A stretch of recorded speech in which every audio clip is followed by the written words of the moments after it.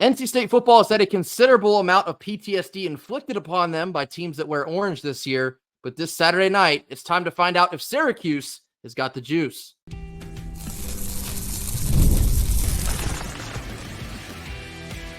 You are Locked On Wolfpack, your daily podcast on the NC State Wolfpack, part of the Locked On Podcast Network, your team every day. What's up, Wolfpack Nation? It's time to get locked in with Locked On. Thanks for making Locked On Wolfpack your first listen each and every day. We are free and available wherever you get your podcast and on YouTube, part of the Locked On Podcast Network, your team every day. Our Wednesday sponsor is FanDuel. Place your first $5 bet, and you can get started with $200 in bonus bets guaranteed. Head on over to FanDuel.com in order to get started. Happy Wednesday to all. As always, I'm Grayson Boone, joined by former Wolfpack defensive tackle Kenton Gibbs. Kenton, we're turning the page from an embarrassing loss to Wake Forest, and we're now setting our sights on the third Orange team that we're facing this year. The Syracuse Orange are headed toward Raleigh this Saturday night, the 8 p.m. slot, so it is a night game in Carter Finley. NC State football is expected to black out their uniforms, all black from head to toe. Syracuse comes in feeling good about themselves. They are currently 4-1. They just picked up a ranked win on the road out in Vegas, and they feel like they can take on the NC State Wolfpack next. This is going to be a game that's going to be tough. Fran Brown has those guys rolling. Kyle McCord has looked much better than I expected so far this year. And LaQuint Allen, we all know what he's about. We all know what a dynamic playmaker he is. And, of course, the OG, Oronde Gadsden, the second who, what can't he do on a football field? It's so amazing what happens when you have a big dynamic freak athlete of a tight end and you get him the ball. It's almost like it works out in your favor more often than not. But in all seriousness, that is a team that they absolutely have some weapons. Defensively, they're good as well. I mean, the defense is known as the Mob, led by Marlowe Wax, of course, Marlowe has, injuries. We get it. I understand, but that defense is still good with or without Marlowe. They've still found ways to make plays and whatnot. So, you're looking at this situation, and this is going to be an uphill climb because they figured out who they are as a team. While I would not say man for man, one for one, they're as or more talented than NC State, I would just say they figured out who they are as a team, and there is no way around that. Syracuse enters this matchup with a record of 4-1, 1-1 inside the ACC. They opened their season with a 38-22 victory over the Ohio Bobcats. Then they knocked off Georgia Tech, who was ranked number 23 at the time. That final score was 31-28. Week 3, they actually took a home loss to Stanford. I believe that was on a Friday night up there in the Carrier Dome. Tough loss. I think Syracuse really shot themselves in the foot a couple times. And I think if you're NC State, you take a little bit of a closer look at that tape to see some things that you can exploit. They rebounded with a win over Holy Cross, 42-14. And then most recently out in Las Vegas last weekend, they picked up a win over number 25 UNLV in overtime by a score of 44-41. Now, Kenton, you mentioned Fran Brown. He's a first-year head coach for Syracuse, and not just at Syracuse, first-year head coach ever. He's never been a head coach before this current stint. He came to Syracuse after spending the last 2 years as the defensive backs coach with the Georgia Bulldogs. There was a lot of questions entering year one. What kind of head coach will he be? What can you expect from Syracuse with a guy that's never been a head coach before? But I think, like you're talking about, a lot of Syracuse fans would tell you right now, he's doing just fine. Yeah, he's answered a lot of those questions. I don't think there's any way around that. I don't think there's any way around the fact that, Syracuse was a bit of a wild card, a bit of an unknown. Some people said, they'll win, 4 to 5 games. Maybe some people said that they were going to win 9, up there in the Northeast. But either way you cut it or slice it, it's looking so far like the people wearing orange tinted glasses were right because they're on pace for that mark. I mean, they have been, again, a very, very good team. Besides losing to a Stanford team that, most people say is inferior. But at the end of the day, I mean, hey, those are the breaks that happen sometimes in college football. 18 to 22-year-olds are not exactly known to be the most consistent demographic of people. It happens, but all in all, their average has been beating teams and beating good teams while at it, like a UNLV who, what a rude awakening to their first ever time being in the AP Top 25 poll. It's like, ha, an ACC team is coming and they're going to get you. But in all seriousness, this is a very good team that, like I said, the biggest thing for Syracuse, they don't have questions about who are we at this point. They know who they are. They know what they do well. They know what they want to go to, and they're executing.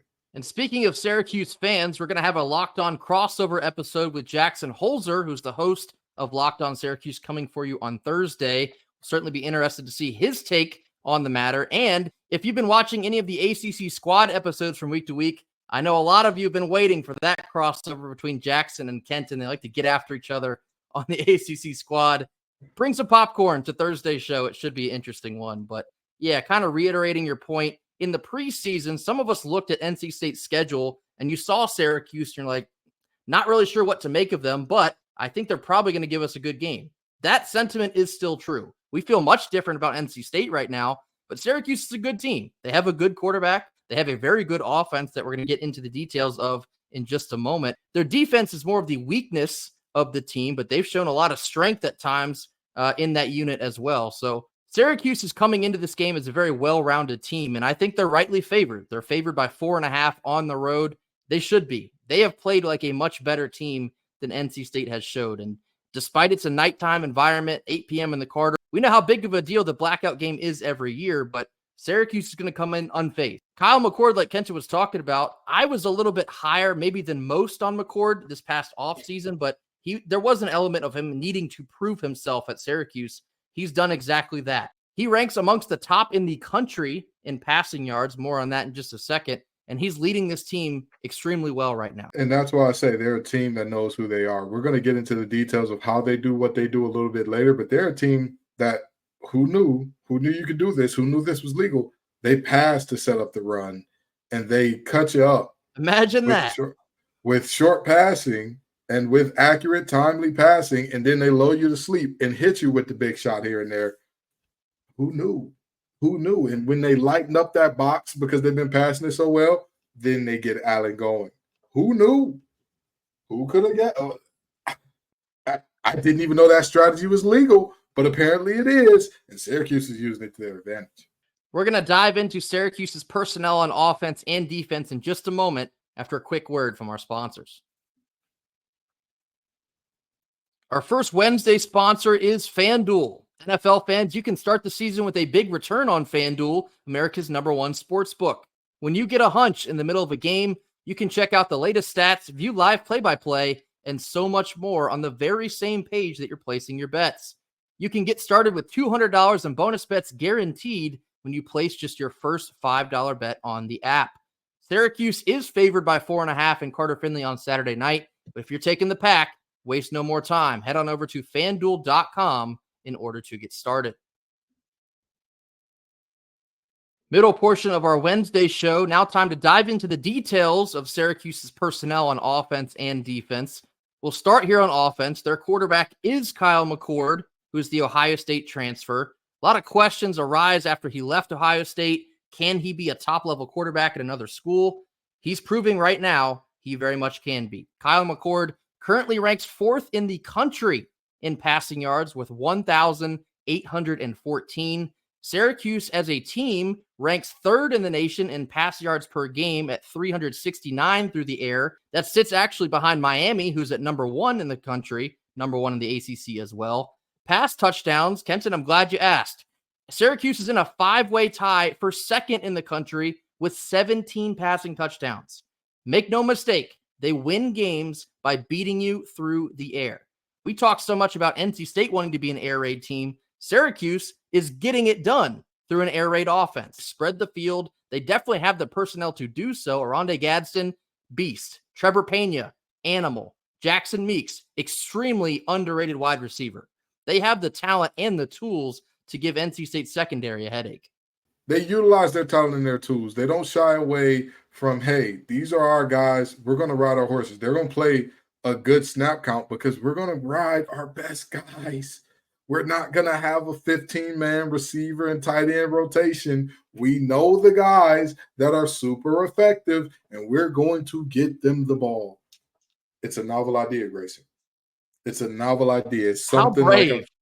It's something like I've never seen, but they know who their guys are. They get their guys the ball. They rock out with that, and that's pretty much all there is to it. They're an impressive group. They're a really, really impressive group.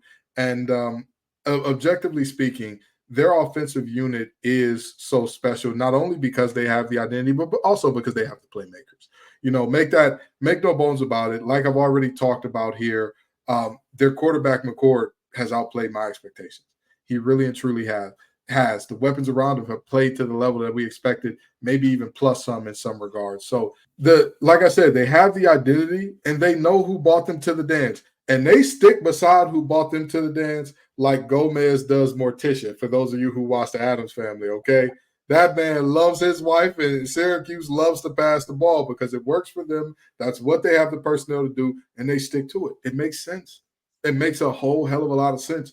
They do what they do. They do it well. They execute it at a high level. It is NC State's job this game to make Kyle McCord uncomfortable, to make sure that those receivers feel something, to make sure that, hey, if you're going to have a passing game that's predicated on run after catch, we're coming with a very, very nasty disposition when we get there, because we want you to feel it and we want you to decide, you know what, maybe my arms aren't as long as I thought they were when you throw me into a tight spot. Maybe my arms are a little alligatorish. Maybe they're a little shorter.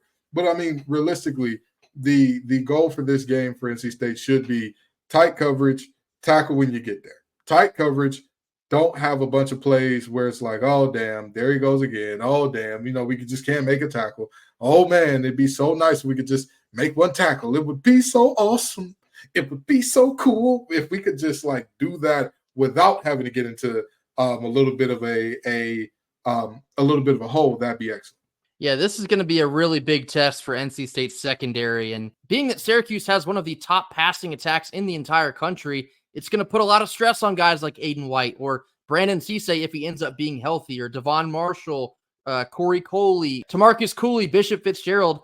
They've kind of struggled more so in the run game with the run fits. Perhaps in this game, they won't have to worry so much about that. Syracuse's run offense is actually 16th in the ACC, 113th in the country, only 109 yards per game on the ground. Now, don't forget about LeQuint Allen, just because they don't run it that often. He's actually second on the team in receptions coming out of the backfield. He is dangerous. Dating back to ACC kickoff over the season, when we fill out our preseason player ballots, I picked LeQuint Allen as my all-purpose back for the preseason. Same. He's a freak. If you lose track of number one, forget about it. If you focus too hard on Gadsden or Meeks or Pena, LeQuint Allen's going to be the dagger that kills you in the end. They do have a lot of weapons, and the way that they balance these weapons it's envious as an NC State fan, honestly. They're doing what we want to be doing on offense if we're keeping it 100 here. So the Syracuse offense is a little bit of a nightmare to plan for. I think after being embarrassed defensively for the third time this season, Tony Gibson's going to have to earn his pay in this one. It's going to be an all-out air raid for Syracuse. Can NC State's secondary defend it well enough to win? We're going to have to find out. And now switching gears over to the Syracuse defense. Now, rushing defense, they rank 10th in the ACC. Passing defense, they rank 5th in the ACC. So their defense, although they've struggled at bits and pieces, they're seemingly balanced. I do think intensity and tackling has been an issue. I know Jackson Holzer of Locked On Syracuse has talked a lot about that on the ACC squad episodes. They struggle at times to finish tackles and get off the field on third downs. Sounds a lot like our defense in some ways. So the Syracuse defense, Kenton, what are you looking for NC State to try and exploit on Saturday night? That's a team that has been decimated by injuries at some very key spots. They don't have a ton of depth in their secondary, yet they have a few important guys out. I could wax poetic, all pun intended, about Marlowe Wax and how good he is. I mean, literally, I'd write a love letter about how great it is to watch that man play Mike linebacker and how impactful he is to this team and how special he is to this group, right? Hey, not gonna lie, I've listened to their podcast before. It's an excellent podcast. Let me tell you something. Marlo, you've got a career when you're done on that field. You've got a career either coaching or being in the media. But in all seriousness, they're banged up at some very, very big spots. NC State has to. I'm begging you. I'm begging, please please find ways to take advantage of these moments. Find ways to take advantage of the fact that while their backup at that mic position has been playing for some time and is now getting kind of comfortable in that spot, he's still a backup. Please take advantage of the fact we saw UNLV get what they wanted for a large chunks of that game. This wasn't a game that went to overtime 14-3, or I'm sorry, 14 apiece, and then all of a sudden one team gets a field goal and that wins it. Wasn't the score of that game 41-44 for Christ's sake? Yep. I would like to believe that we are on pace with a group of 5 offense. I like to believe it. A group of 5 offense who, by the way, starting quarterback and one of their leading rushers both left the team. I'd like to believe we're on pace there. So,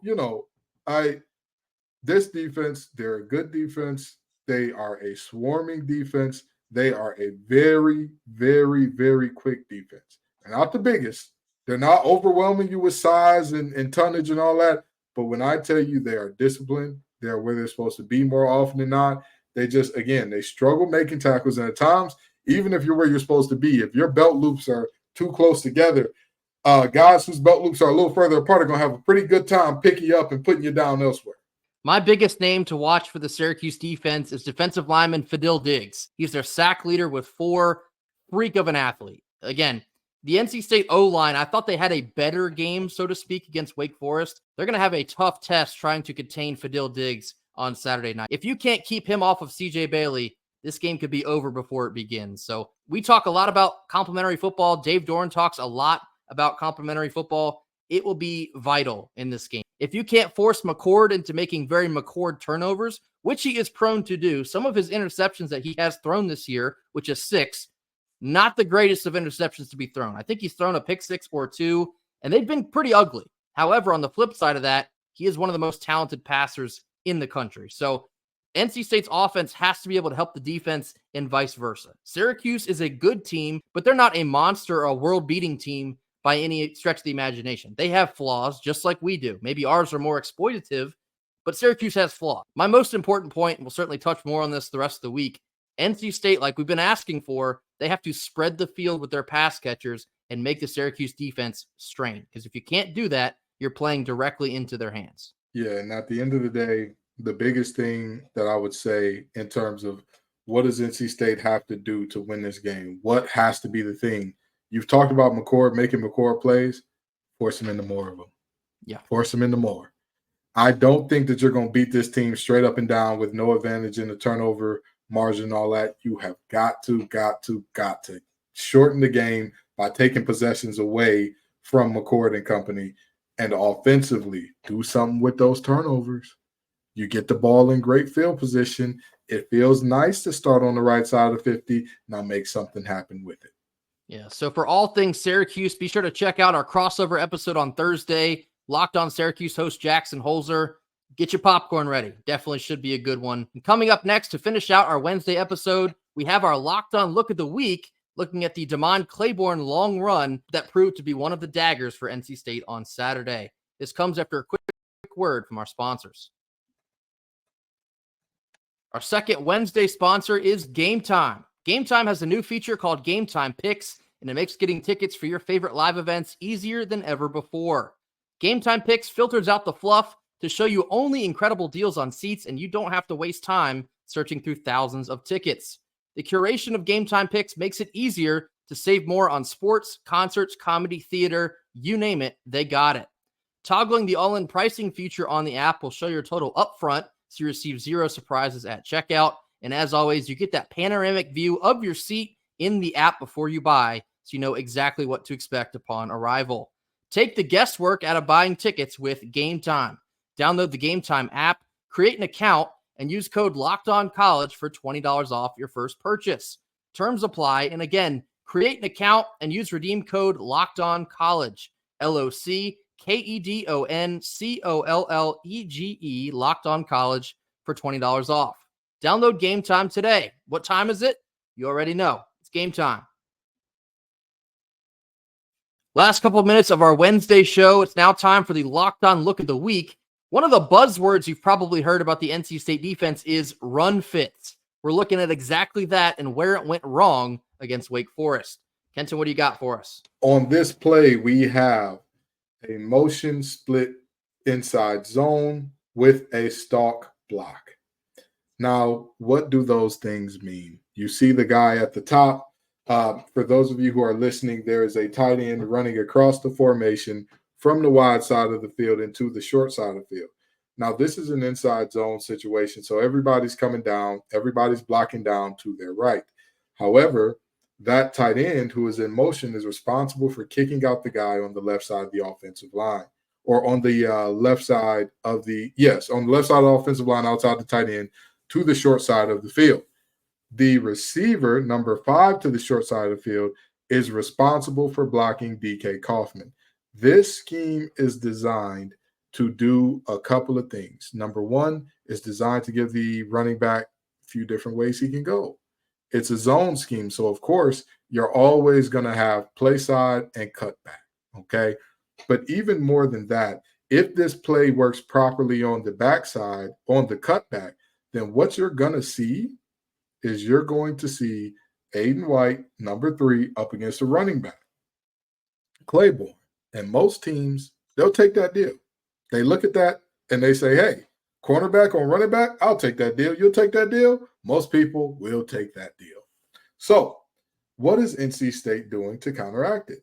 Oh, I'm sorry. That's the path of the running back here. So, some people would say this isn't true inside zone. This is a little bit of a duo concept, but I think that the backside tight end or the front side tight end coming across to split it, split duo is a lot rarer of a concept, but the stalk block would indicate that that's kind of part of this thing, and it's meant to develop the way it did. So I'm not mad at it if you call it inside zone or duo. Duo is a very similar concept to inside zone. The only difference is you're getting a lot more double teams before you work up to the next level, as opposed to inside zone where you're instantly like, all right, let me just give you a hand to help, and then I'm going to the next level. So we see right here in this all of the skill position players and what they're doing, because the offensive line may have cluttered your vision a little bit in the last picture. So like I said, tight end that is in motion coming to kick out. Tight end that is slightly detached from the line of scrimmage going to get Caden Fordham. And the short side receiver going to stock block DK Kaufman. Here's what NC State is doing to counteract it. The nickel that is to the strong side of the field where the tight end is going in motion has the C gap.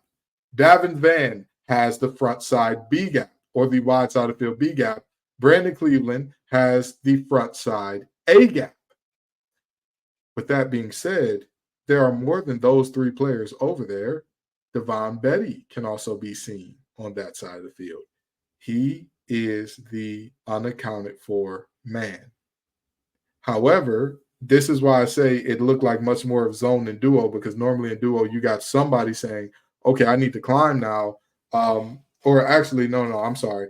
This is why I'm willing to hear the argument for duo, because guys generally stay on blocks longer and are not necessarily as quick to climb as they are in inside zone there. But now he is the unaccounted for man here, and Caden Fordham has the A gap or the C gap, depending on how this goes. And I know what you're thinking. How is he A or C? Well, that's because Isaiah Shirley is lined up in the B. Sean Brown has the D. He has the outside contain, whatever happens there. So depending on what the flow of the play is and how things are looking, he could potentially have that backside C, which then he would be expecting potentially Betty to get down in that A.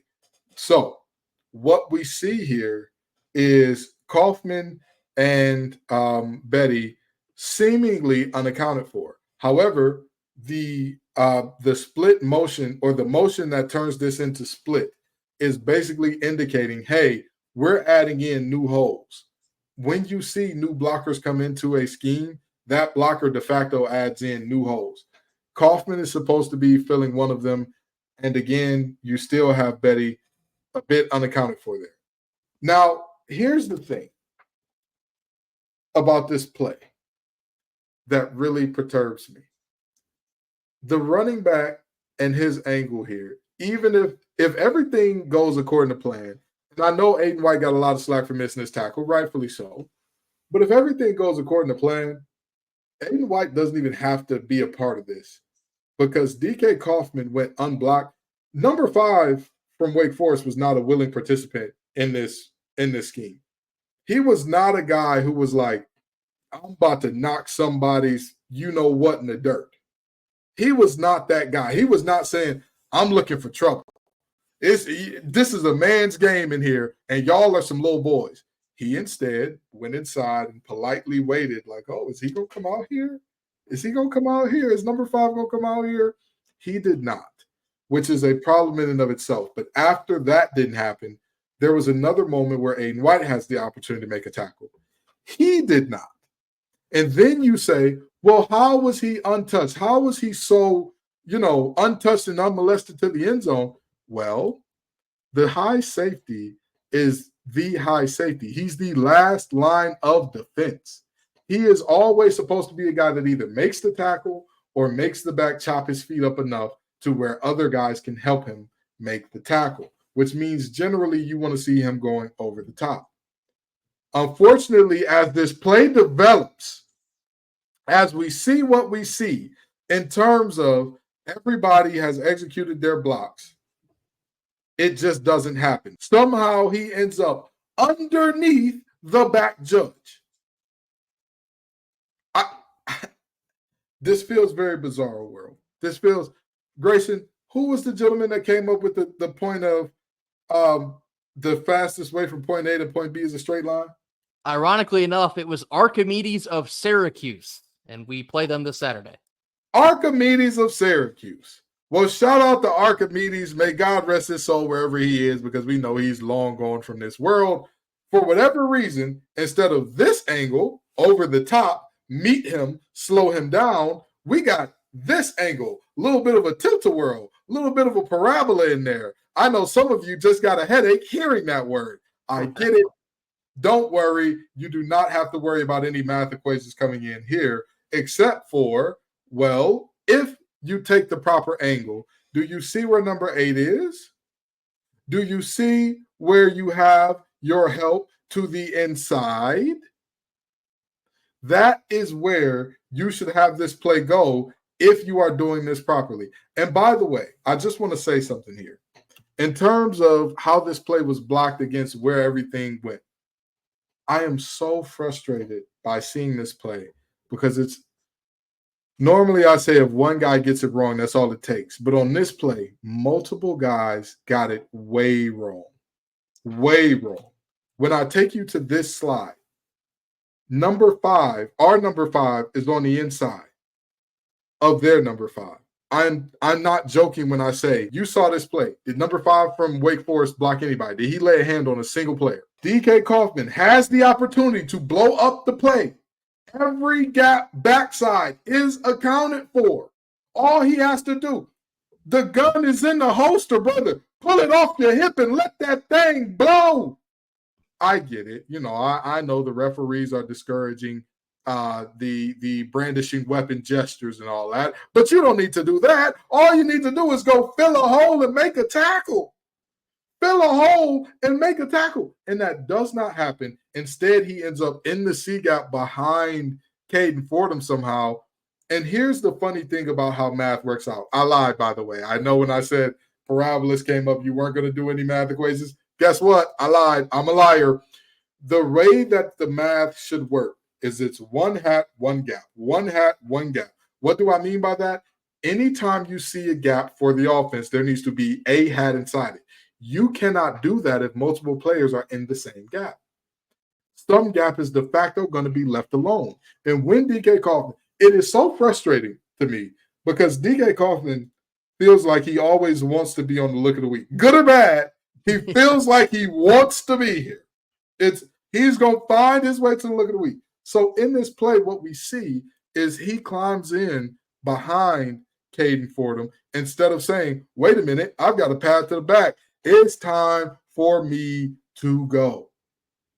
And, you get what you get because, again, the safety takes a god-awful angle that sees him have to do a loop-de-loo and do-si-do with the referee. He had to grab your partner and swing him around before he got around the ref, which is never going to be a result that gives your defense a chance to catch up. Because, again, instead of coming over the top like a high safety should, forcing him to chop his feet, forcing him to think about it, turning what was a 30-some yard rush into maybe a 7. Hell, I'll be generous, maybe a 12 to 15. Instead of that, you get a 30-yard touchdown.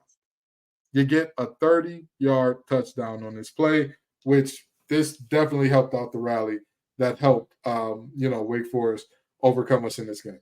Tough to see a Tony Gibson defense have so many issues in the run game because years past, that has been their strength.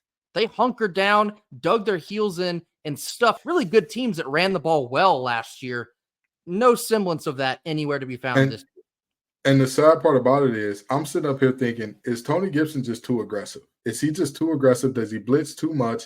Is it a problem with the 3-3-5? It's not a problem with the 3-3-5, guys. It's not and I know some of y'all don't like to hear that, or you think I'm just protecting Tony Gibson just to protect. I have criticized every single coach on this podcast. I've criticized multiple players. Listen, the reality is no fluff pieces nor hit pieces. But when you have a corner in position to make the tackle, he doesn't. A safety in position to make the tackle, he doesn't. Another safety in position to where you are the last line of defense and you take that angle. Who do you think you are? Ed Reed and Sean Taylor might not have caught a guy with that angle where you got to come underneath and then come back out to go get him. Just stay over the top. Stay over the top, because if you are staying over the top and you're forcing him to chop his feet, slow down, guess where the rest of the defense is? They're behind him trying to catch up. So it's just a sad moment. It's a sad play. And again, it's a moment where I hate to be this guy, but I keep finding myself saying, as much as I want to say, oh, it's the coach's fault, it's the coaching, it's the coaching, it's the coaching. The coaches put you in position to make the play. Right. You've got to make the play. If the coaches are scheming guys open, if the coaches are scheming guys unblocked, if the coaches are scheming guys in a position where all you have to do is be a damn football player and it gets done.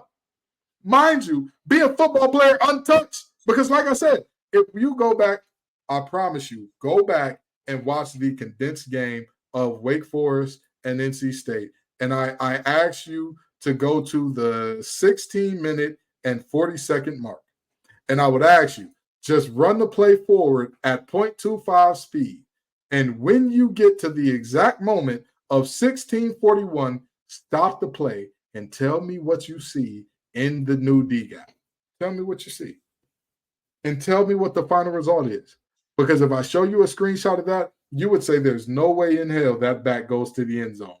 But lo and behold, a guy sees an opportunity to make a play and says, you know what? I don't really feel like it. Rolls over, gets out of the hole, and all of a sudden it's Katie Diggs at the doorstep for Cleveland.